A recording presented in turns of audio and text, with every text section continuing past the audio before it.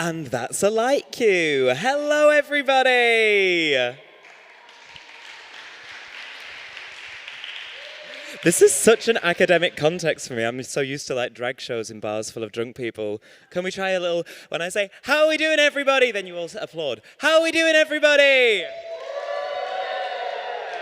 There we go. That's the drag vibe that I'm much more comfortable with, to be honest. So I just want to begin by saying thank you so much, Bridge, for being such an absolute inspiration and such a wonderful, wonderful person and artist. For those of you that are joining us online, that are also in the future and that just missed the performance because it's not going to be off, we just saw an absolutely gorgeous lecture from Bridge about their life and their work and the various different stages of their drag performance journey, various different gender expressions that I guess we'll get into a little bit now. Yeah? Nice. So, I'll begin with a question that I was thinking, because I think a lot of people, when they first hear about drag, imagine sequins and rhinestones and huge wigs and heels, and drag is often about extravagance, you know? And something that really attracted me to your style of drag when I first saw you in the Venus Boyz film, and to all of the styles of drag that are represented in the Venus Boyz film, is that it's less about extravagance and there's something much more subtle about it. And it's more about the actual performance itself than the over-the-top intricacies of costume and things. And I guess I just wanted to ask if you could talk a little bit about that and the subtleties of your performativity. Well, I came from dance and theater, more from dance actually than theater, but my first company fused several different styles. I mean, we used poetry in the performances, we used dance, we used now you would say spoken word, I just said poetry, and theatrical elements and vocal improvisations and who knows what. And we started performing in the dance scene in '85. And we met in '84 and we worked for a whole year together to really teach each other what we knew, and we experimented, and then we started doing short performances and then longer ones, la la la. And that was not drag, that was experimental dance performance stuff in the '80s. And we watched a lot of shows and we took part in workshops. So I never was part, like I wasn't from theater, I wasn't from normal dance, because we would use wild expressions and we would use language, but not in a theatrical way, more experimental. So you couldn't place that. But I was doing that for many years before I started doing drag, though I had done drag in the '70s, I think, because when I dress up in drag for my 12th birthday, that's already drag, and my mom bought me this pinstriped suit. This is all drag. So,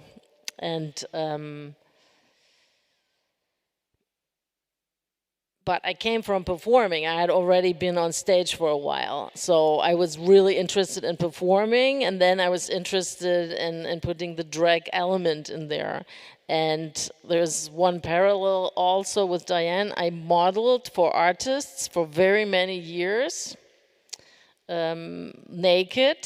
So I was very used to not having clothes on. That never loses me somehow also, that you have lots of dressed up people and I walk naked. I don't care. I have done that for so long. So also this topless, and that I actually even wear something. I'm not completely naked. Wow. So I don't know if that answers your question, maybe not, but You're not topless. You've got a little tape on your I know, nipples. I know. Counts. That counts as clothes, right? It's very dressed up. Man. Yeah, no, I think that I'm just wondering a little bit about, because there's this thing about drag kinging, which for me is so specific, because you sort of come at drag from a different sort of perspective than is often represented in mainstream media.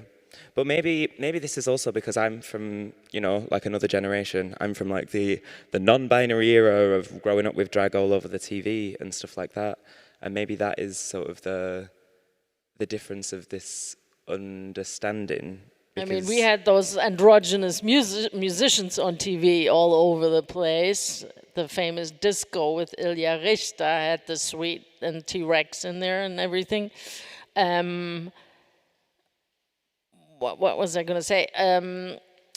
I was never interested in only passing and only doing one gender.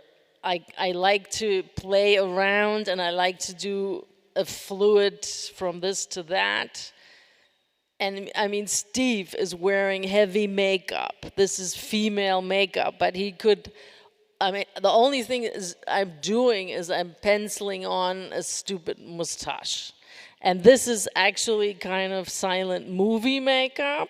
I'm also a very big fan of silent movies, so not only the Mary Wiegman stuff, but I watched tons of silent movies in the 80s, and I took on all that expression and over-dramatizing. I'm not very much interested in subtle art. I like it to be... Also being a native Berliner, that kind of goes together as well. So... And yeah. But I think this is what I'm sort of getting at, because I think that that often when people think of drag, like they think of drag queens, and often when we imagine a drag queen, it's like a person that has like a character, usually one character, that they will have a lot of different ways of like being that character, and it's usually very much like a part of, almost like an alter ego, like that they are one person and then there's this alter ego which is the other thing, you know? And then something that like we have in common in our drags is that we do this like fluid different sort of thing with lots of different characters that are all... And when I say subtle, I don't mean that the performance is subtle, I mean that what changes as you go through these things, it doesn't even necessarily need to be the costume, like changing the gestures is enough, you know?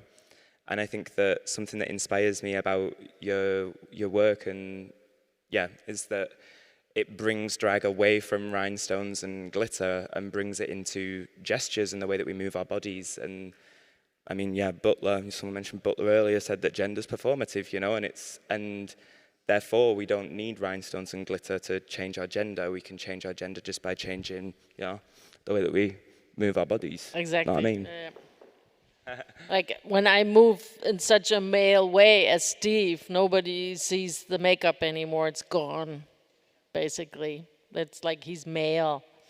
And in this outfit, I did a lot more tests than the ones I talked about. This outfit with the penis in the pocket, I went onto the Reeperbahn in Hamburg, where there's lots of prostitutes there. And I walked around, like I was in a show, so I had the costume on, and I thought, that was 1905 or something. Let me just try that. And I walked around, and the whores, the prostitutes were like, what is this? And one was like, come with me, only 50 marks. Because we didn't have the euro yet. 50 marks. And then I was like, oh, no, thank you. And then she screamed after me that I wasn't interested in sex or whatever. Like, it's kind of funny. And I thought, did she take me serious or didn't matter? Like, doesn't matter. Anybody who gives her 50 marks, I don't know what this was, but she really tried to convince me to come with her. Of course, you're a handsome man.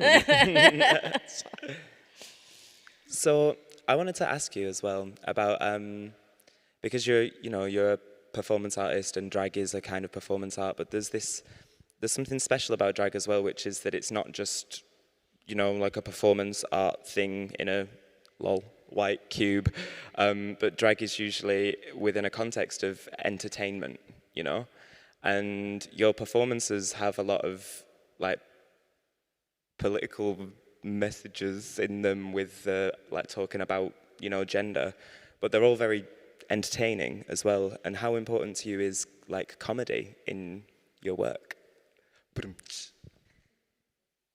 I am not a comedy fan at all, basically, I have to say, but I like it when people can laugh about certain gestures and things that I'm doing. But what I'm not a fan of is stand-up comedy. Males in t-shirts, going on stage, cracking jokes that they can crack with their friends in a bar and making zillions of money for that, having to do no tech. I take a 9-month at least to make one of those classic in the box performances with a very intricate soundtrack with music and theater text and then I have to do tech and la la la, and very few people sometimes come, sometimes a lot of people, but those guys make so much money with their silly jokes, that drives me up the wall. Yeah, no, totally. Boo on the oh hello, and then another thing. But I think that there's like a whole culture of surreal, abstract comedy and clowning, you know. Fantastic, yeah. Like I like stuff that is a bit more physical, but also with language and nice costume changes, nice this. I like a lot of that stuff. So, just not the male stand-up, and the women stand-up. I don't really like that much either, but. Although I toured with them for some time, and I was with that number in the 9-minute version, and I was the exotic thing in between that they needed to not just have funny words. It actually worked pretty well. So, I also wanted to talk about, hey everybody, about the sort of the fight for representation, I guess, of, I don't even want to say alternative drag, because like right now we're in Berlin and drag kings aren't alternative drag in Berlin anymore. We're part of the fucking mainstream, honey. But there still isn't really like representation of drag kings and women and trans people as much like on the telly and everything. And I think this is something that we both have in common with the reasons why we create the spaces that we create. But how have you noticed any difference in the last sort of 20 years while you've been performing, in the last 35 years while you've been performing, of the accessibility to different spaces and to stages for drag that isn't drag queens?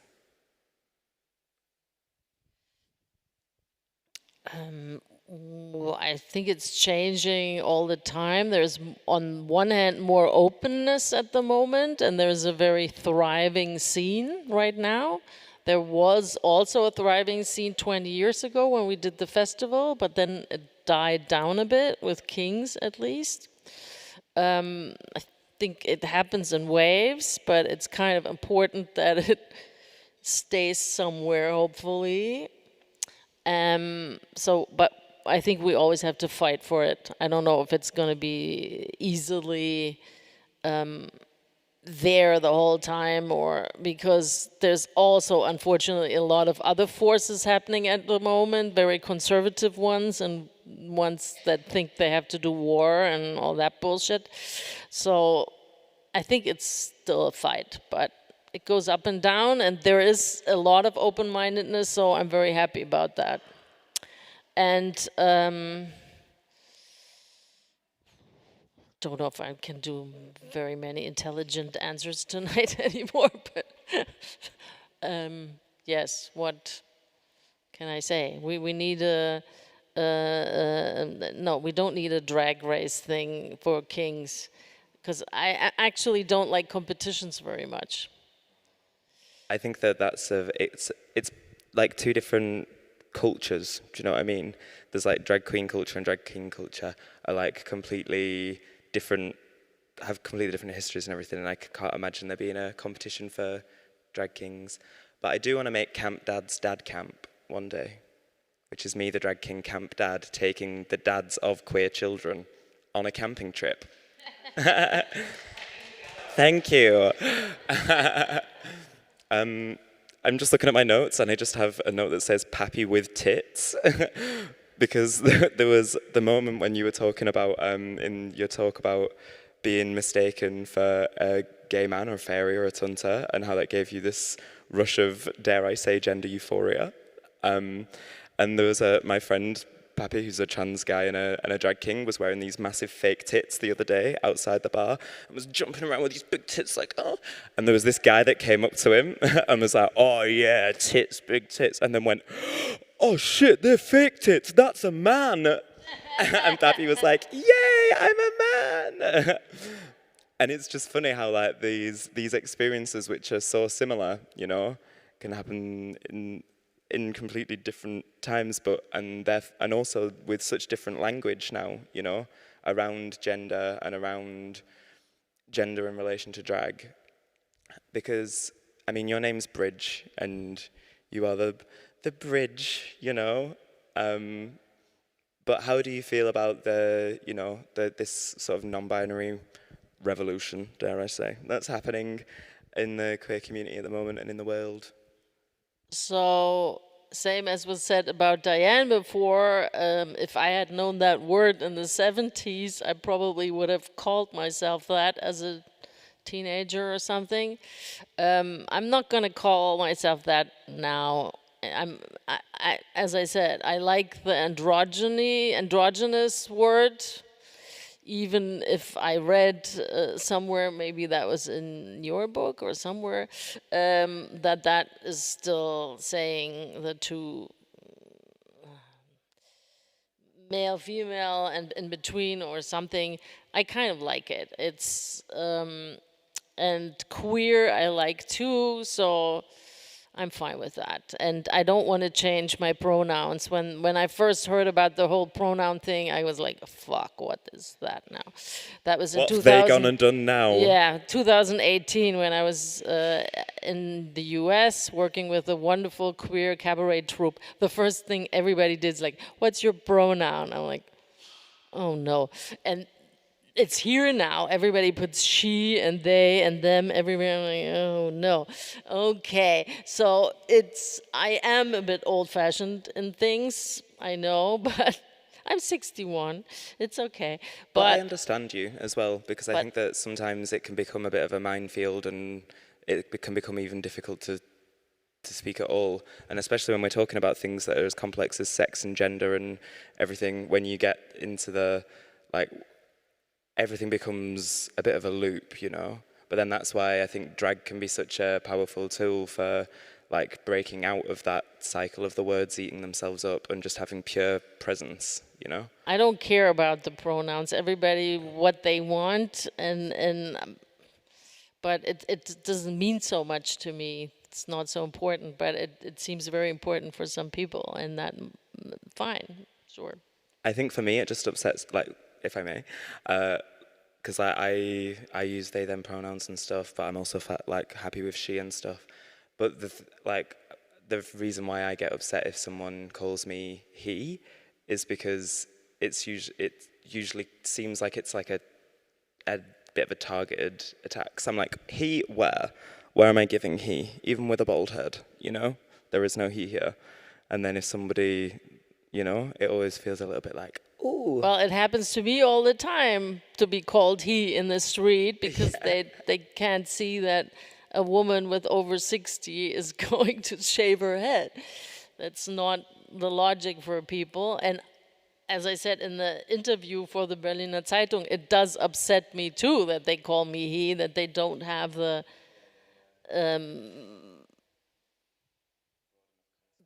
concept that there's different forms of femininity and androgyny or whatever. But I'm playing with it, so I'm not putting lipstick on in the street, except sometimes. But still, when I dress up to go out to the theater or something, I like to do it androgynous still, with some male stuff and lipstick. I still always like to, and that's, for me, the best. Very personal. I completely agree. Fuck them up. Are we allowed to swear? Mess it up, you know? Play with the system. The system. Let's redefine what all of these things mean, you know? and ascribe new meaning to symbols through play. Ah, don't we love it? Ah, ah. There's an echo in this room, isn't there? So on that little angelic note, shall we open up the questions to the publicum? Do we have any? Oh yes, hello with the yellow mask. Hi, thank you so much for this wonderful talk and seeing your whole life practice. One thing I wanted to ask you is about something that I don't see very much, especially around the discussions around gender, sex, or gender performativity, especially for, something that I don't see is age and aging. And I wanted to ask you, in relationship to your practice, how it changed, or has aging affected your practice in some way, or other? Thank you. Well, I now, when I do The Most Beautiful Woman in the World or this lecture performance, I always talk about my age. I make it like the very important thing that the first thing I say is how old I am, because I think it matters. It does matter. Age matters. If people say, oh, age is just a number, I don't think that's true, because you have long years of experience and they matter and they are important and they do something to your performativity. It gets like you might have physical problems, arthritis, who knows what, but you can do less and mean more, because like, and I've seen dancers older, again, I'm coming to Buto, Katsuo Ono, I saw with over 80 years old, and he was very fragile on stage, but everyone in the audience was, it was so strong. So I think that's very important. It's also important that everybody is showing their art, no matter what age. Like, when they're very young, it's completely interesting and cute and wonderful. And any age is very special in their artistic or life expression. So I also have a performance on Anita Berber, very famous or infamous German dancer, performer, actress who died in this building, in the Bethanien Hospital, 1928. When did she die? 27, 28. She was 29 years old of tuberculosis. Google her, most amazing woman, very intense.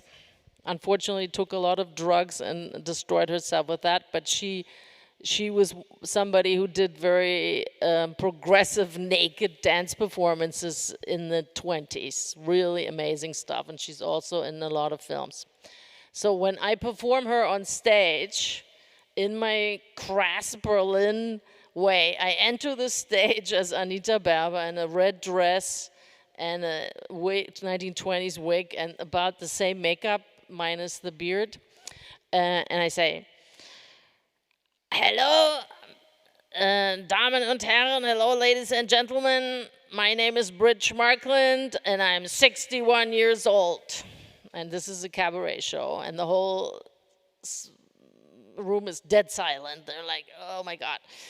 I'm now going to perform as Anita Berber, and she, when I perform her, is about 21 years old. This is art. Then everybody laughs and I can do what I want. So that's kind of, it's important to find ways, because of course I get bigger, I get thinner, my body weight always changes, but that's what I like about this lecture performance, that I can say, oh, that's the dress from back then, and this is a very old suit. It's like, now I'm bigger at the moment, but I can still fit in it. So and the older I get, it will filter in there. I won't stop performing. I will have to fall off stage. My mom is 96, so who knows how old I'll be. And she's surviving the whole family at the moment. Does that answer your question? I have another question. I'm 52 years old. and I was studying in Braunschweig. I want to hear a little bit more about Braunschweig. So who was it who sued you or wanted to sue you? Was it the dean or the professor or like a student, or who was it? There were two young students in the gender studies class, and one of them was studying gender studies and the other one wasn't. And I would assume they were 20, 21, I don't know. And I did this same lecture performance as I did today with going into the audience, and I didn't do a trigger warning before I did that because I normally never do. So I went into the audience, and there were these two young women. They were like, ugh, and they had their mobile phones in their hands, and they were starting to disappear into their mobile phones. And I come from a generation when we never had mobile phones or anything. So I was like, I'm doing a live show here. They better look at me and not into their mobile phones. So I got closer and closer to them, thinking at that moment, this is wrong, I should go away and let them be. But I was, because of that, I was like, are you looking for help in your mobile phone? That's what I said. They were like, argh! And I think I touched their arm, just a little bit like this. I don't think I did anything else. They ran out the room and went right to some office for sexual harassment or whatever it's called at the universities and said that a trans person in underwear grabbed them and didn't let them go. Completely overdid it. Then, I mean, the rest of the room, they loved the whole thing. And I said, I'm sorry that they ran out. I hope they're not, because at that moment, I didn't know what was going to happen. The rest of the room, they said to me, that's the best performance we ever had here. And I'm quoting that now on my website and everything. Then later, a few days later, I get a phone call from the woman who was head of gender studies or something, who had invited me, said, they went and they want to sue you and blah, blah, blah, and can you please apologize, and they want you to write letters. And I went to a lawyer here who deals with anything with show business, blah, blah, blah. She said, don't worry, no judge, nobody in Germany is gonna, that is homophobe, what they're trying to do. So, but it was a very long process. I had to rewrite those apologies again and again, because and I don't think that gender studies department is ever gonna book me again because of this. Although the other students said it was the best lecture they ever had, but I thought it was so interesting that there's also a tendency that some young people cannot handle intense live performance anymore. They're just used to almost anything in their little phone, but if it's standing in front of them, they go, very sad, very, very sad. I mean, it's a shame because that's kind of what the performance is about in my eyes. Of course. Because you break the fourth wall, go into the stage and have intimacy. I remember the first time I saw it and you had your tongue out. I know, I did lots of tongue kissing with people, and from the video that you saw up there, that was at the Rosa Sitzung, the pink carnival session they had in Cologne, Germany, where carnival is huge, and they had this pink carnival for many years. I think they still have queer stuff there. And Hella von Sinnen, very famous in Germany, a lesbian, very famous lesbian, was the carnival president or something. She's also on that video. And the guy who I did tongue play with, he was at the show every night. He came to me before the show and said, please, can you do tongue kissing with me again? And he was a gay man, so he was like, I want that, please. So,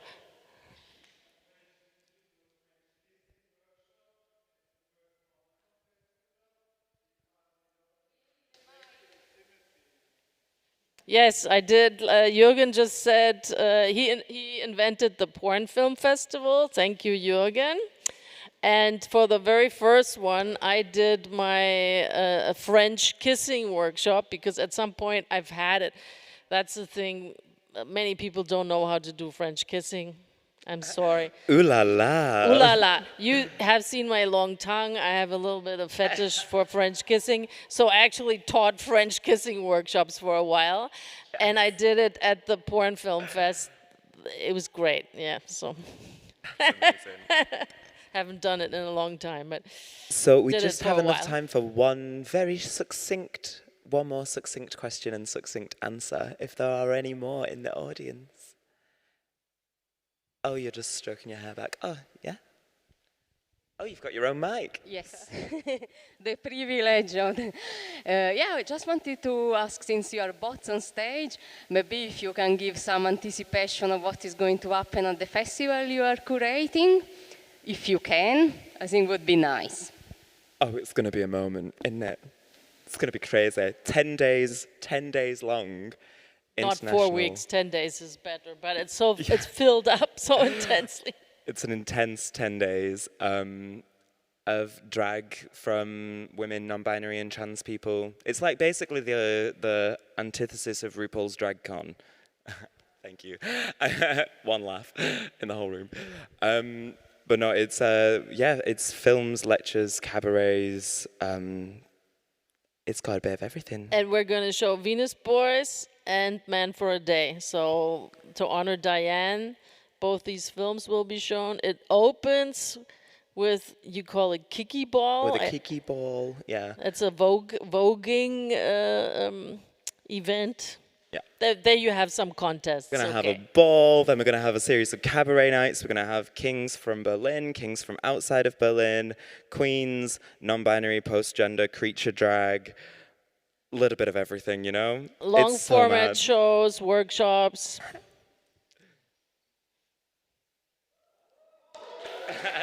It's called Go Drag! So 2022. Look out for the godrag.de website, and we will be on Facebook and Instagram. There's no material in there because right now organization takes a long time. Lots of this. Yeah, we're really busy working on it right now, but the website is going to be online maybe in July, but I'm not sure, something like that. Can I get a Go Drag? Go Drag!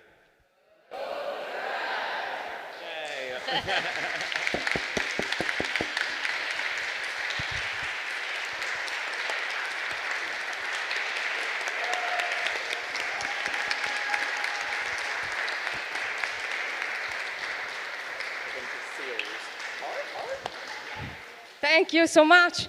Now I just have to finish today with the 3 minutes announcement of what is going to happen tomorrow, and also what is still going on today, because by the way, we are still in Berlin, you know, it's Friday night.